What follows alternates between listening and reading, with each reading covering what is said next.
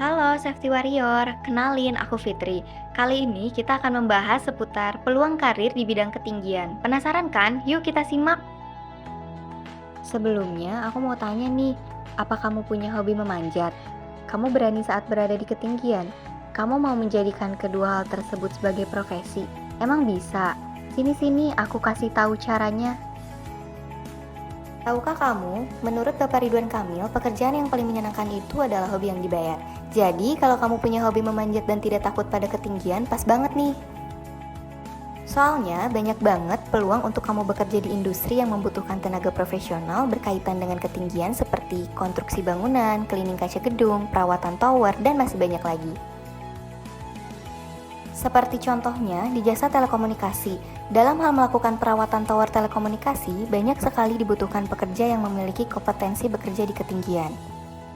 Untuk bisa mendapatkan pekerjaan di industri yang berkaitan dengan ketinggian, tentu kamu harus memenuhi persyaratan yang dibutuhkan. Selain kamu punya hobi memanjat dan berani berada di ketinggian. Apakah syaratnya itu, kamu harus punya sertifikasi K3 di bidang ketinggian? Apa saja sih golongan sertifikat bekerja di ketinggian itu? Nih, tolong disimak ya.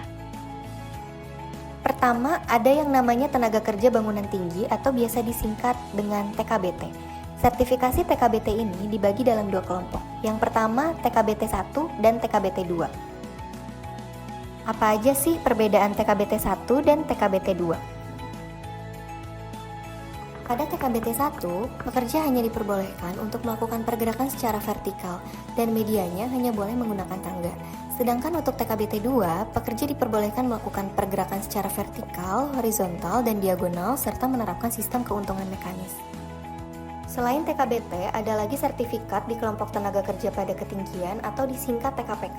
Nah, di kelompok TKPK ini, sertifikatnya dibagi ke dalam 3 kelompok. Ada TKPK 1, TKPK 2, dan TKPK 3.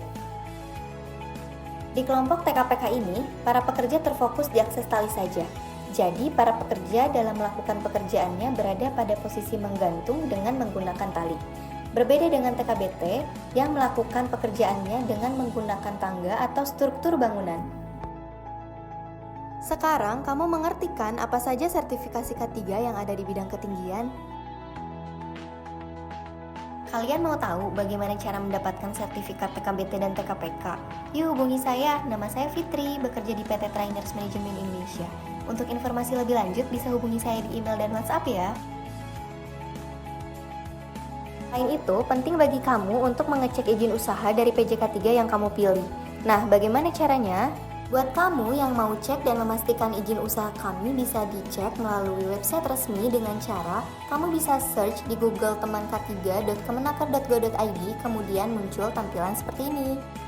Langkah selanjutnya, klik lembaga K3, pilih icon kunjungi layanan, kemudian kamu bisa pilih dan klik EPJ K3. Setelah itu akan muncul tampilan seperti ini. Lalu kalian bisa klik pencarian PJK3, kemudian ketik Trainers Management Indonesia di kolom nama PJK3. Lalu kalian bisa pilih untuk bidang konsultasi dan pembinaan K3. Selanjutnya akan muncul tampilan izin usaha yang dimiliki oleh PT Trainers Management Indonesia. Gimana menurut kalian? Mudah bukan caranya? Berikut kami tampilkan untuk flyer sertifikasi K3 ketinggian PT Trainers Management Indonesia. Terima kasih semuanya, sampai jumpa.